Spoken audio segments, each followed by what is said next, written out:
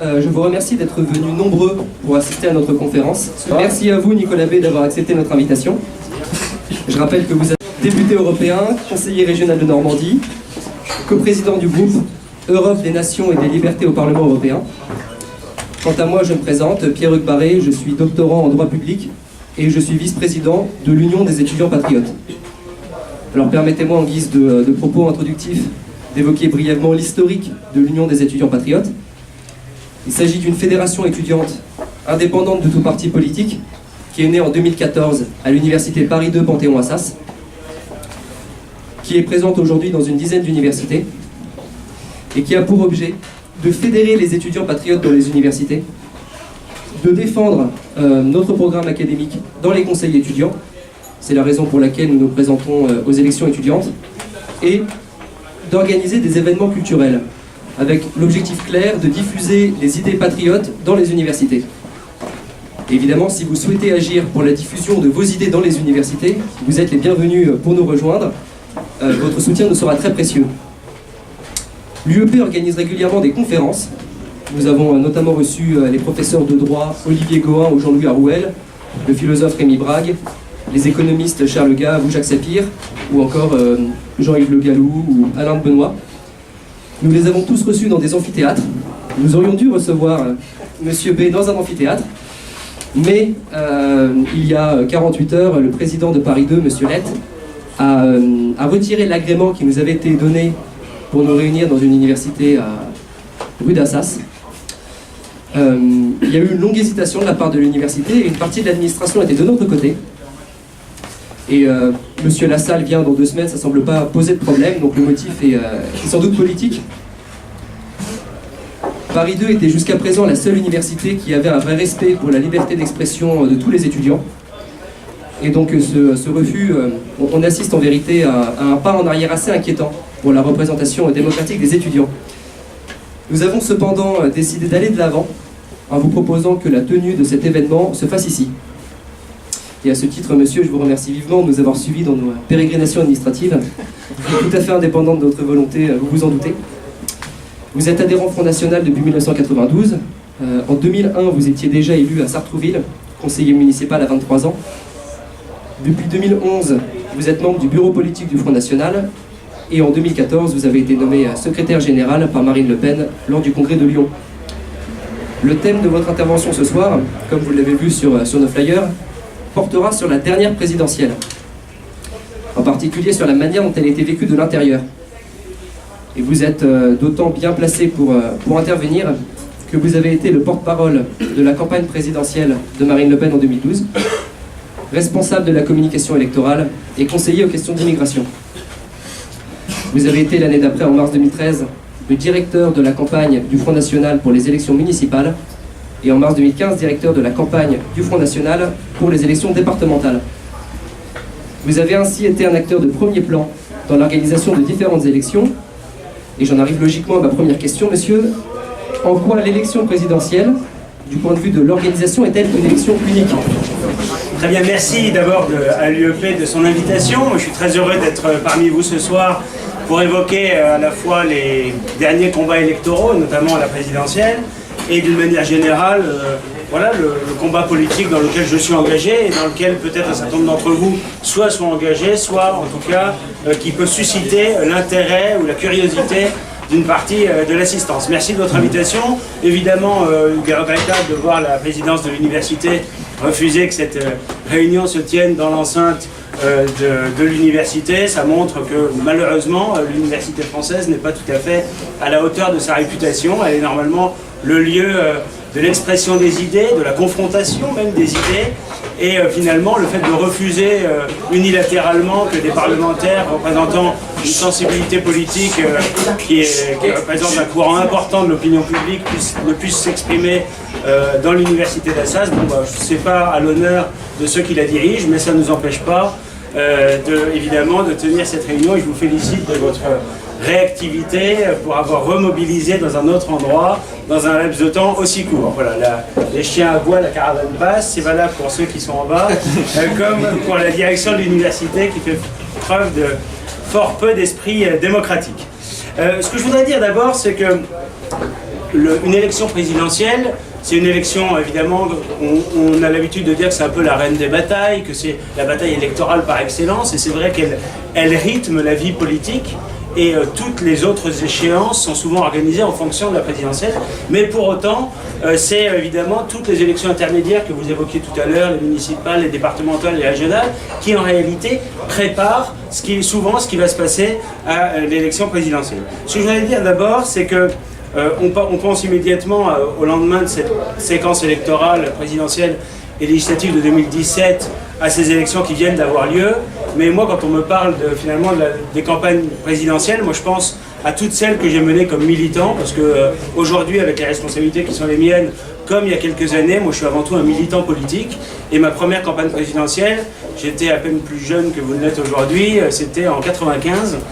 Ça ne me rajeunit pas. Hein. C'était une campagne présidentielle où je n'avais pas encore le droit de voter, parce que j'avais 17 ans et demi, mais j'ai pris une part active à la campagne, des nuits passées à coller des affiches et à distribuer des tracts. Et d'ailleurs, mes résultats, j'étais en terminale, je crois, s'en sont un peu ressentis. Mais c'était en même temps un très bon souvenir. Et puis ensuite, j'ai connu d'autres campagnes présidentielles. Je ne vais pas faire l'historique, hein, je ne vais pas jouer aux anciens combattants, mais en 2002, par exemple, j'étais avec Bruno Maigret. C'était un moment de division de notre famille politique, mais c'était assez intéressant sur le plan de l'expérience personnelle, parce que être dans une campagne derrière ce qu'on appelle classiquement un petit candidat, c'est-à-dire un candidat qui a du mal à avoir de la visibilité, qui n'est pas au centre du jeu, eh bien c'est évidemment un exercice qui est très différent de celui, par exemple, d'une présidentielle comme on vient de la vivre, où la candidate que je soutenais eh bien, était d'emblée considérée comme allant se qualifier pour le second tour. Voilà, la campagne, du coup, elle n'est pas la même. Et puis, vous avez évoqué tout à l'heure 2012, c'était il y a 5 ans, c'est pas si vieux, c'était un moment de reconstruction du Front National, et c'était une campagne qui était, elle aussi, qui avait ses particularités. On avait Sarkozy qui avait terriblement déçu pendant 5 ans, et le favori de la gauche qui aurait normalement dû être élu par défaut, c'était Strauss-Kahn. Il a explosé en plein vol dans sa chambre d'hôtel à New York, et le résultat c'est que c'est Hollande qui a été élu encore plus par défaut. C'est-à-dire que c'est vraiment le rejet de Sarkozy cumulé comment dire, à l'impeachment, si je puis dire, de Strauss-Kahn, qui a abouti à voir Hollande élu président de la République sans, vous vous en souvenez sans doute, que les Français soient le moins du monde présidentiel. Voilà, c'est à la fois quelque chose qui se prépare très en amont, c'est une grosse machine, ça peut, pour ceux qui ne sont pas dedans ou qui ne suivent pas les choses de très près, on peut se dire, une campagne présidentielle, oui, on s'y intéresse 3 mois avant, et puis on déroule quelques thèmes de campagne, on va sur les plateaux de télévision, et puis ensuite, c'est les électeurs qui décident. En réalité, c'est une grosse machine qui se met en place, une organisation avec une stratégie de campagne, et souvent, d'ailleurs, c'est ça qui est amusant, c'est qu'à la fois, on prépare et on anticipe au maximum, et en même temps, eh bien, il y a beaucoup d'aléas, d'imprévus, et finalement, une campagne, elle se déroule jamais exactement comme on l'a prévu. En général, eh bien, elle consiste assez largement, certes, à décliner une stratégie, mais aussi à être les plus réactifs possibles face à des actualités qui, finalement, s'imposent à tous. Et la campagne présidentielle de 2017 n'a pas du tout fait exception. On a eu à la fois des attentats terroristes sur les Champs-Élysées, on a eu les affaires qui ont totalement pollué cette campagne. On a eu l'émergence de Macron qui sortait un peu de nulle part, mais qui était soutenu par des très grandes puissances. Et puis on a eu une espèce de décomposition, recomposition politique accélérée qui honnêtement, que personne, je pense, avait réellement anticipé. Et nous, très franchement, on ne l'avait pas davantage anticipé. On avait anticipé l'idée que finalement s'installerait sans doute la fin de ce clivage droite-gauche désormais archaïque, avec un nouveau clivage, les patriotes d'un côté, je ne parle pas de l'association, hein, je parle de ceux qui croient dans la nation, et puis les mondialistes de l'autre, qui sont évidemment parfaitement incarnés par Macron, qui a fait un peu la synthèse, voilà, de la droite et de la gauche, des défauts des uns et des défauts des autres, diront les mauvaises langues, et finalement, on aurait pu penser que cette recomposition politique, elle interviendrait au bout de plusieurs années, et elle s'est accélérée, elle s'est cristallisée à l'occasion de cette élection présidentielle de 2017. Alors, une campagne, c'est à la fois toute une organisation en amont, une stratégie. Ensuite, c'est évidemment le feu de l'action, c'est quelques mois intensifs. Alors, je ne veux pas vous raconter par le menu, ça n'aurait pas forcément un grand intérêt, la manière dont la campagne concrètement se déroule, mais c'est en permanence des actions qui doivent parfaitement se dérouler les unes après les autres, selon un cadencement bien défini, voilà, que les documents de campagne, les argumentaires arrivent à temps, que tout le monde, tous les représentants de la candidate sur les plateaux de télévision soient parfaitement alignés dans leurs propos, parce que la moindre dissonance sera évidemment immédiatement analysée, disséquée, et avec un objectif souvent de parasitage, hein, aussi bien de la part d'observateurs politiques qui ne sont pas toujours très honnêtes, y compris journalistiques, que de nos adversaires, et je dirais c'est des bonnes guerres. Donc finalement c'est une expérience, une aventure humaine un peu unique, une campagne présidentielle, c'est vrai sur le terrain. Moi, je me suis beaucoup déplacé dans nos fédérations, nos militants ne comptaient pas leurs heures, il y en a un certain nombre parmi vous qui ont participé activement sur le terrain à cette campagne. Voilà, quand on est dans le feu d'une campagne, on se dit il reste 3 semaines, il reste 15 jours, il reste 10 jours pour convaincre, pour arracher les uns après les autres les bulletins de vote. Bon, bah, quand on a l'esprit militant, eh bien, on sacrifie sa vie de famille, on sacrifie ses études, pour les étudiants un petit peu, pas trop. On sacrifie aussi, voilà, tout le temps libre pour, voilà, aller apporter sa petite pierre à l'édifice et essayer d'engranger un maximum de voix dans un minimum de temps. Voilà, et ce qui est vrai à la base, chez les milliers, dizaines de milliers de militants partout en France, c'est vrai aussi dans la direction, c'est-à-dire pour la candidate elle-même et pour l'équipe qui l'entoure. Et une campagne présidentielle, c'est vraiment un marathon. C'est un marathon on ne s'en rend pas forcément compte de l'extérieur, mais qui est une épreuve physique extrêmement difficile, évidemment pour les candidats eux-mêmes, mais aussi pour les équipes qui les entourent, parce que voilà, bon, bah, c'est des réunions partout, en permanence dans les voitures, dans les avions, les matinales radio tôt le matin, les plateaux sur BFM ou CNews tard le soir, etc. Ça fait partie, voilà, c'est comment dire, de ce qui caractérise une campagne, et on peut évidemment pas diminuer le rythme, parce que il faut être évidemment toujours réactif à l'actualité d'abord, et ensuite aux attaques, aux offensives diverses qui émanent principalement de nos adversaires. Donc une campagne électorale, c'est évidemment une expérience et un moment d'intensité politique et d'intensité humaine, et puis c'est enfin, après, des leçons à en tirer. Et on est aujourd'hui, à l'heure où je vous parle, en début novembre 2017, on est aussi dans cette phase-là. Alors on l'appelle refondation, on réfléchit évidemment au prochain combat, à la manière de notre combat, que notre combat prendra comme forme pour la suite. Mais finalement, c'est évidemment tirer les leçons, identifier nos points de force, nos points de faiblesse. On n'a pas gagné l'élection présidentielle, hein, sinon ça se saurait, mais en même temps on a progressé considérablement, un niveau électoral jamais atteint. C'est un peu paradoxal cette campagne de 2017, parce qu'à la fois elle nous a apporté en pourcentage, en nombre de voix, un niveau historique, un record, et en même temps elle a apporté, voilà, je pense qu'on peut le dire, son lot de déception. Déception parce que quand on y croit et qu'on a un espoir qui est important, et bien quand les résultats sont pas au rendez-vous, et bien la déception elle est vive également. Et puis après la présidentielle, le second tour de la présidentielle, on aurait pu espérer obtenir un résultat supérieur. Eh bien, on a les législatives qui en ont un peu découlé naturellement. Et il y a un phénomène d'amplification législative avec l'inversion du calendrier électoral, législatives qui suivent la présidentielle depuis maintenant une dizaine d'années. Eh bien, ça aboutit à ce que les législatives soient pour les partis politiques une amplification des dynamiques ou des absences de dynamique créées à la présidentielle. Et c'est vrai que à la fois Marine Le Pen était qualifiée pour le second tour de la présidentielle, donc ce qui est indéniablement un succès, et les 34% de voix obtenues au deuxième tour, c'est indéniablement un résultat qui en lui-même est un socle très important. Et en même temps, aux législatives, beaucoup de nos électeurs, beaucoup des électeurs patriotes se sont dit, bon, Macron a été élu, il faut lui laisser sa chance, ou au moins ils se sont dit, bon, finalement, à quoi bon aller voter, puisque de toute façon il aura une majorité. Et puis même les plus pessimistes se disaient, le mode de scrutin majoritaire à 2 tours va nous priver totalement ou presque totalement de représentation, donc c'est pas forcément utile d'aller voter. Bref, on a subi de plein fouet une sorte de démobilisation. Ça n'est pas grave, hein. C'est des moments où il faut savoir remonter sur le cheval, analyser froidement les résultats aussi bien de la présidentielle, je viens de l'évoquer, que même des législatives. 8 sièges de députés gagnés au scrutin majoritaire, c'est-à-dire à plus de 50% des voix au second tour, c'est le plafond de verre qui malgré tout a volé en éclats, pas totalement, mais partiellement dans un certain nombre d'endroits. C'est évidemment très encourageant. Mais je pense qu'il y aurait 2 écueils au lendemain d'une bataille comme celle-là. Le premier qui consisterait à se gargariser de résultats qui, évidemment, mis en perspective, ne sont pas mauvais, sans se remettre en question. Et puis le deuxième écueil, ce serait finalement d'être touché par la sinistrose. On espérait peut-être franchir la barre des 40% pour les plus optimistes, voire même gagner.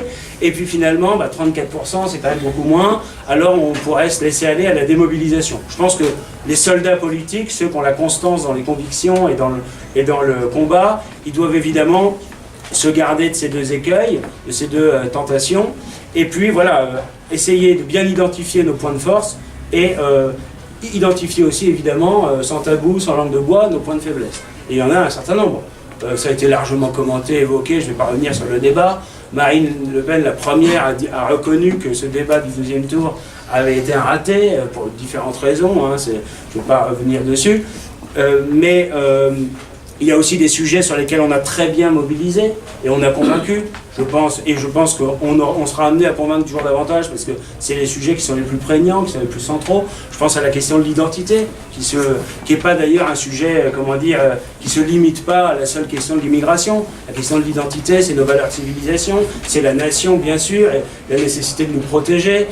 Face à l'immigration de masse, face au terrorisme qui nous frappe. C'est aussi un certain modèle économique d'entreprise à la française, c'est la famille qui est le premier lieu des solidarités et évidemment qui doit être défendu. Sur la défense de l'identité, je pense qu'on a une antériorité, une solidité, une légitimité et je pense que plus on sera convaincant et à l'avant-garde sur ces questions-là, plus évidemment on sera mobilisateur et rassembleur. Ça fait partie des sujets sur lesquels notre opinion est majoritaire dans l'opinion publique précisément, et donc ça c'est évidemment très intéressant. Et puis il y a des sujets, on peut le dire, sur l'économie ou sur l'Europe, on a moins convaincu, il faut rassurer. Sur l'économie, parce que souvent a été présenté le projet de la candidate comme très étatiste, à tort d'ailleurs quand on regarde de près. Il comprenait deux aspects, disons, à la fois la nécessité d'avoir un État qui protège, qui régule, ce qui est indispensable.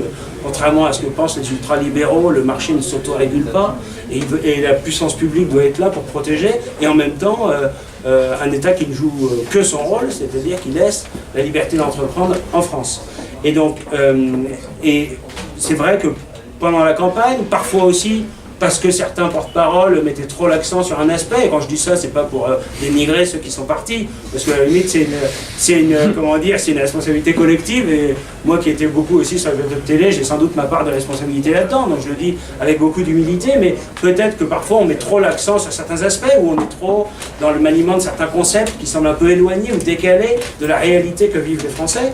Voilà, sur l'Europe, je pense que notre projet, il est résolument alter-européen, on croit évidemment, et je pense que dans votre génération, la question ne se pose pas. On est convaincu par l'idée européenne. Et en même temps, on peut être légitimement très critique sur l'Union européenne, qui est un échec total, qui est une construction antidémocratique, qui est dans les orientations politiques sont néfastes pour les nations du continent. Bon, mais c'est pareil, sur cette question-là, on est apparu souvent comme...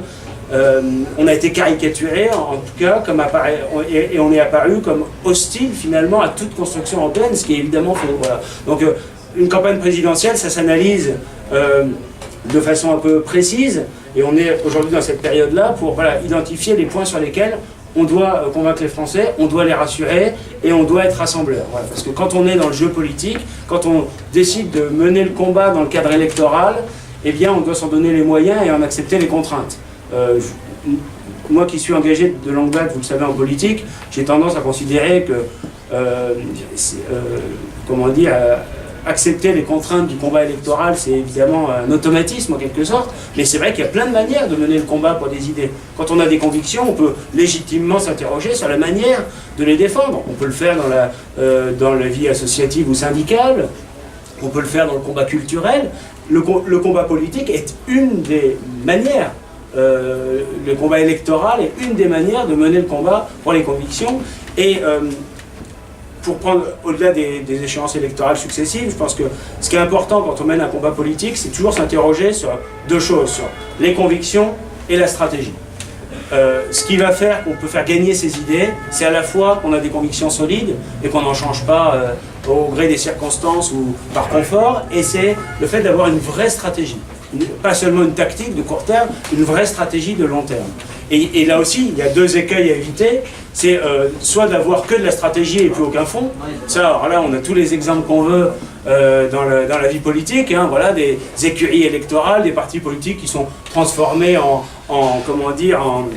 incubateurs de carrière personnelle. Ils sont tous à essayer de construire leur petite équipe pour accéder aux responsabilités, quitte à changer 3, 4, 5 fois d'idées au cours des années de combat. Voilà, évidemment, à la fin, eh bien, on l'a vu avec les Sarkozy, demain on le verrait avec Wauquiez, s'il réussissait, eh bien, c'est des gens qui ensuite n'appliqueront pas une seule de leurs idées pour une raison simple, c'est qu'ils n'en ont pas. Et que finalement, ils ont fait le choix souvent d'exprimer des idées dont ils pensent qu'elles sont en phase avec les aspirations de l'opinion publique, mais comme ça ne correspond pas à des convictions profondes, eh bien, voilà, quand il s'agit d'avoir le courage de les mettre en œuvre, il n'y a plus personne. Et puis, le deuxième écueil, c'est évidemment d'avoir des convictions solides, et finalement de ne pas avoir une vraie stratégie pour les faire gagner, c'est-à-dire en toutes circonstances affirmer de façon un peu péremptoire son opinion, mais sans réellement rechercher la manière, ce qui est une vraie charité d'ailleurs, la manière de les défendre, c'est-à-dire de se mettre à la place de nos compatriotes, de leur montrer que nos idées, le combat que nous menons, il correspond à leur aspiration profonde, pas seulement d'ailleurs à leur préoccupation immédiate, mais même si leurs préoccupations immédiates de pouvoir d'achat, de sécurité sont légitimes, mais d'une manière plus large aux aspirations profondes de notre peuple. Voilà. Et finalement, le combat politique que nous menons, il doit tendre, être, adossé sur ces deux objectifs, à la fois être solide dans nos convictions et en même temps avoir une vraie stratégie pour les faire gagner. Merci beaucoup, monsieur, pour votre regard rétrospectif de cette campagne.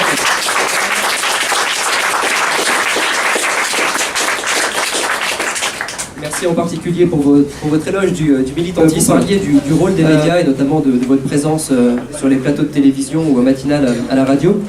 Comment est-ce que vous pourriez qualifier la relation que vous avez entretenue avec les médias durant la campagne ? On a tendance à dire, et souvent à juste raison, que les médias, dans leur immense majorité, il y a quelques exceptions, ne traitent pas le Front National et sa candidate à la présidentielle de manière équitable par rapport aux autres candidats. Je pense que c'est indéniablement vrai et tout le monde le constate au quotidien, c'est-à-dire qu'il y a une différence de traitement et en même temps la nécessité pour les médias de tenir compte du fait qu'il y a une part importante de l'opinion publique qui se retrouve dans notre mouvement, dans nos idées, et que évidemment, sauf à renoncer à les intéresser et à les avoir donc comme téléspectateurs, comme auditeurs, et par ricochet renoncer à faire de la publicité dans la direction, par exemple, eh bien, ils sont bien obligés d'en tenir compte. Voilà. Je pense qu'il y a à la fois chez beaucoup de journalistes, une tendance très politiquement correcte qui fait que, ne serait-ce que par conformisme, quand on a un dirigeant du Front National sur son plateau, on ne le traite pas tout à fait comme un autre. Et en même temps, il y a souvent, il faut le reconnaître, chez beaucoup de journalistes, une vraie, une vraie volonté de mener un travail de façon professionnelle, avec un sens de responsabilité, qui fait qu'évidemment, ils ne peuvent pas faire l'impasse sur un mouvement qui représente 25, 30, 35% de l'opinion publique. Voilà. Finalement, dans une campagne électorale, mais même hors campagne électorale, on est dans une relation permanente avec les médias. Les médias ont besoin évidemment que les politiques leur parlent pour s'adresser aux Français. Et évidemment, nous, même si on développe nos propres canaux d'information et qu'on essaie de développer au maximum des canaux d'information directs avec les Français, eh bien, on est aussi obligé, bien sûr, d'accepter ce prisme médiatique, parfois un peu déformant, et le jeu médiatique qui nous permet quand même souvent de nous adresser à des millions de Français. Mais c'est vrai que l'émergence des réseaux sociaux et d'une manière générale des médias numériques a un peu bouleversé la donne et constitue presque une concurrence pour les médias traditionnels, parce que ça permet aux mouvements politiques, a fortiori ceux qui n'ont pas un traitement médiatique toujours très équitable, eh bien de s'affranchir en quelque sorte des médias, de parler directement aux Français. Je vais vous donner un exemple. Par exemple, au lendemain des attentats du Bataclan, Marine Le Pen décide c'est un moment très solennel, non pas d'aller sur un plateau de télévision pour donner sa lecture des événements, de la gravité des événements, mais de faire une vidéo solennelle où elle exprime à la fois évidemment sa compassion, elle fait un bref, comment dire, constat de la situation, et elle fait un certain nombre de propositions. Elle fait le choix d'en faire une vidéo diffusée immédiatement sur les réseaux sociaux, Facebook, Twitter. En moins de 48 heures, il y avait 8 millions de vues. 8 millions de vues, c'est autant que le JT de TF1 à 20h. Et ça montre bien quand même qu'à un moment donné, on peut aussi parler directement aux Français, de la manière dont on le souhaite, sous le format qu'on souhaite, sans forcément passer par les médias. Donc ça ne veut pas dire qu'on ne va plus aller, si on est invité au journal télévisé ou dans des émissions de télé, mais ça veut dire aussi que voilà, être un militant, c'est aussi réfléchir à la manière dont on peut parler aux Français directement et développer tous les moyens d'information. Longtemps, la communication politique, elle se limitait à des papiers qu'on distribue sur les marchés ou à des affiches qu'on colle sur les murs. Aujourd'hui, on a finalement une profusion d'outils à notre disposition. Ça ne veut pas dire d'ailleurs que le militantisme traditionnel n'est plus utile. Au contraire, je pense que quand les Français voient voilà, que des militants sont passés et ont mis dans leur boîte aux lettres un tract qui leur parle de leur situation locale, de ce qu'ils vivent eux au quotidien, ça a un impact considérable qui est peut-être très supérieur à la parole d'un dirigeant politique sur un plateau de télévision. Donc c'est à mon avis très complémentaire. Il ne s'agit pas de se dire le militantisme traditionnel est dépassé et donc on va tout faire dans les médias et sur Internet. Je ne crois pas du tout. Et je crois d'ailleurs que les médias Internet, enfin c'est comme ça que je le conçois, ils sont finalement le relais de l'action de terrain réelle. Il y aura un écueil à vivre totalement dans le virtuel, c'est-à-dire je tweete donc je suis. On va tweeter, on va relayer sur Facebook, etc. bien sûr, mais des actions de terrain réelles. Parce que ce que les Français attendent, c'est pas simplement qu'on soit des commentateurs d'opinion. Évidemment, on est là pour réagir à ce qu'ils subissent, à ce qu'ils vivent, d'apporter des réponses concrètes. Et la réponse concrète, c'est sur le terrain, c'est sur place que ça se fait. Et ensuite, eh bien, tous les médias, y compris Internet, y compris numérique, sont là pour évidemment amplifier notre discours, notre message politique, quoi. Donc les médias, on fait avec. Souvent, voilà, ils ne sont pas d'une impartialité exceptionnelle, il faut bien le dire, mais il faut aussi reconnaître qu'il y a un certain nombre de journalistes qui cherchent à faire leur travail avec rigueur et sens de l'équité. Et puis il y a aussi une presse d'opinion qui n'est pas forcément majoritaire, mais qui existe aussi et qui est parfois plus proche de notre sensibilité et qui se fait aussi le relais de nos opinions. Mais je pense qu'il faut aussi se garder d'un écueil qui consisterait à voir les médias comme des adversaires ou comme pour parler de médias proches de nous, comme des soutiens. Le rôle des journalistes, c'est d'avoir un esprit critique. Et on ne peut pas leur faire grief d'avoir un esprit critique. On ne peut pas évidemment leur reprocher de souligner les carences, de pointer ce qu'ils perçoivent comme des incohérences sur tel ou tel aspect de notre projet. Je pense que d'une certaine manière, ça nous pousse aussi à une certaine excellence, à une rigueur aussi dans la communication politique. Donc, voilà, je pense qu'il faut appréhender le monde médiatique dans son ensemble, dans une relation qui est d'abord une relation professionnelle. Ils ont besoin des politiques et nous avons besoin d'eux pour parler français. La richesse de la France et notre possible de pouvoir remporter les prochaines élections européennes, non pas en menant campagne sur des thèmes technocratiques comme la monnaie ou les politiques nationaux, mais en se basant sur les thèmes existentiels comme la défense de l'identité et de la civilisation. Savoir s'il était possible de gagner les prochaines élections européennes en quittant les débats techniques, administratifs et d'experts comptables pour parler de l'essentiel, c'est-à-dire de l'identité. Les européennes, c'est dans un peu plus de 18 mois. Ce sera donc la prochaine bataille et c'est une bataille qui est très importante, pas seulement parce que c'est une étape électorale, mais parce qu'on voit bien que les grands défis, j'ai brièvement évoqué, notamment de l'identité, évidemment c'est un sujet français et national, mais c'est un sujet évidemment qui concerne toutes les autres nations européennes. Et évidemment, il y a un vrai défi, c'est de montrer que c'est un défi commun de civilisation et donc que la réponse, elle est à l'échelle évidemment du continent, ce qui n'empêche pas chaque nation de défendre ses intérêts et c'est légitime, mais ça nécessite évidemment, autant que faire se peut, d'avoir cette approche de coopération avec les autres pays pour être capable de relever ces défis-là. Indéniablement, on a un travail de pédagogie à faire, de pédagogie politique, pour montrer, j'en parlais tout à l'heure, que notre projet, il est résolument favorable à une Europe, et simplement une Europe qui est totalement différente de celle qu'ils ont construite. Et finalement, j'aurais tendance à dire que leur Europe, l'Union européenne, c'est une construction technocratique qui a 60 ans, mais l'Europe est une réalité qui elle est multimillénaire, qui est extrêmement solide, qui puise ses racines dans la Grèce et la Rome antique, dans la chrétienté, et finalement le combat de civilisation qu'on doit mener pour préserver notre identité, il ne s'appuie pas seulement sur un combat électoral de court terme, mais c'est finalement une aspiration profonde de nos peuples. Mais il faut simplement, évidemment, se mobiliser là-dessus, et puis je pense qu'il ne faut pas tomber dans l'écueil qui consisterait à vouloir ne parler que d'un sujet ou que d'un autre.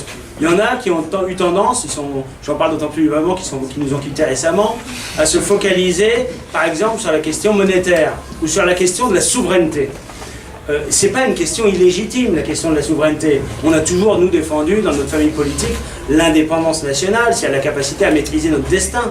Mais la souveraineté, c'est-à-dire la capacité à décider dans tel ou tel domaine, ça n'est pas une fin en soi.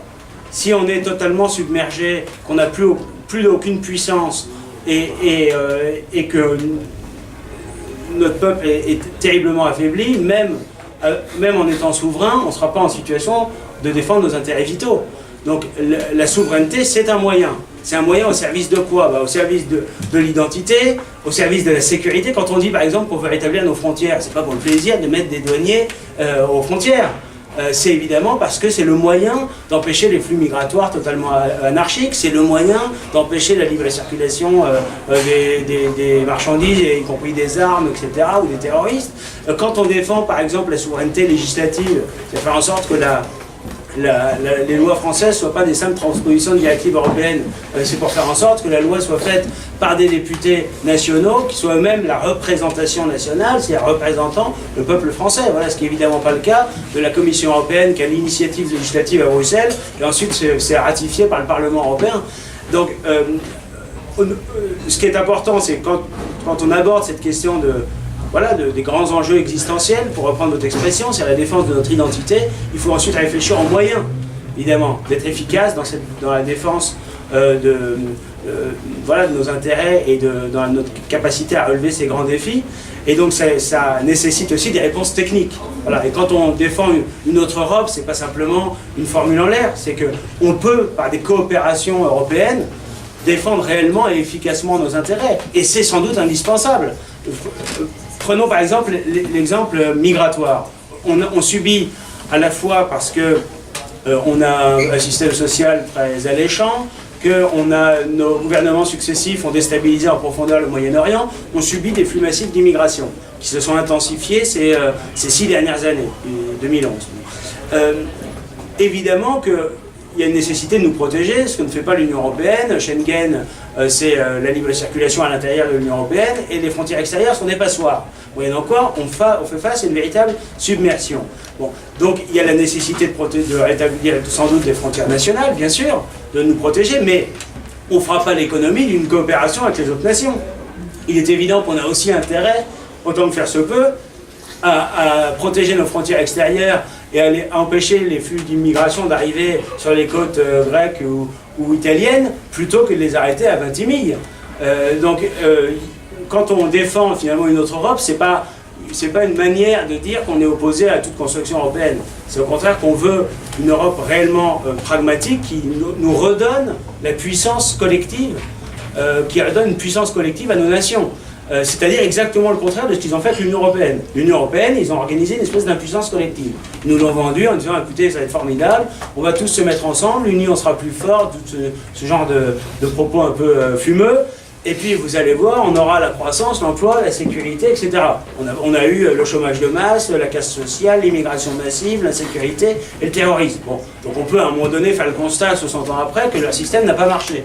Voilà. Pour autant, on n'est pas anti-européen, On veut simplement voilà, une Europe beaucoup plus pragmatique, plus souple, respectueuse des nations, on organise les coopérations. Je pense que l'un des défis, et ça fait partie un peu de mes missions maintenant, comme co-président de notre groupe au Parlement européen, l'un des défis, ça va être d'expliquer peut-être davantage comment on organise cette Europe différente. C'est-à-dire qu'on a souvent développé l'idée, voilà, ce qui marche, c'est des coopérations en matière industrielle. Par exemple, on cite souvent les exemples d'Ariane et d'Airbus. Ariane et Airbus, ça ne doit rien à la Commission européenne. C'est des conglomérats industriels entre des grands groupes, entre des nations qui ont des intérêts communs et ça leur permet de rayonner et de trouver une puissance économique à plusieurs. Bon. Ce modèle des coopérations, je pense que c'est important d'expliquer comment on pourrait le mettre en œuvre dans différents domaines. Et puis, il y a aussi une question qui est importante, qui est un peu l'organisation institutionnelle, les arcanes, techniquement, comment on pourrait organiser cette Europe des nations et des libertés qu'on appelle de nos voeux. Donc voilà, ça fait partie des chantiers à venir, et en l'occurrence, dans un avenir proche. La question était, quel est, et je pense d'ailleurs que Macron c'est un exemple assez criant, est-ce qu'une présidentielle se gagne sur des idées ou sur de la communication et des alliances? C'est une très bonne question. Oui, c'est une très bonne question. Je pense que ça dépend où on est et ce qu'on veut faire. Macron a gagné essentiellement sur une opération de communication très bien menée, avec des soutiens considérables quand même. C'est pour ça que le modèle qu'il a entrepris hors parti, etc., n'est pas forcément transposable, malgré les illusions peut-être que certains se font. La question, c'est de savoir ce qu'on veut. D'abord, il n'y a pas les idées qui s'opposent à la communication ou aux alliances. Il y a, dans la hiérarchie, il y a les idées qu'on défend, et ensuite, la méthode qu'on utilise pour les faire gagner. Et dans les méthodes, il y a évidemment la communication, il n'y a pas seulement la communication, il y a évidemment aussi la manière de rassembler les alliances au sens un peu plus large, je suppose, c'est dans ce sens-là que vous l'évoquez, c'est finalement la capacité à élargir, à se rassembler sur l'essentiel avec des gens, ou avec des familles politiques, ou avec des sensibilités ou des personnalités différentes. C'est ce qu'on a fait au deuxième tour de la présidentielle avec Nicolas Dupont-Aignan. Nicolas Dupont-Aignan, c'est une personnalité politique qui a son propre mouvement, voilà, de gaulliste, souverainiste. Il y a des différences de parcours, il y a quelques différences programmatiques, mais on est d'accord sur l'essentiel et donc on s'unit entre les deux tours. Et pour s'unir, ça nécessite évidemment, c'est comme le mariage, il faut être deux. Donc il faut évidemment que ceux avec lesquels vous voulez vous unir le souhaitent également et qu'ils en aient le courage. Et c'est pas toujours facile. Et donc il convient de saluer l'attitude qui a été celle de Nicolas Dupont-Aignan, parce qu'on voit bien qu'il a fait passer ses convictions au-delà voilà, de l'intérêt de sa boutique, en quelque sorte, de son mouvement. Donc c'est évidemment une attitude qui est très respectable. Mais voilà, donc je pense qu'il ne faut pas opposer les uns aux autres. On a des adversaires, je le disais tout à l'heure, qui, à défaut d'avoir des convictions, n'ont qu'un seul objectif, c'est conquérir le pouvoir. Voilà, pour le pouvoir, c'est pour la jouissance du pouvoir. La possibilité de décider, parfois plus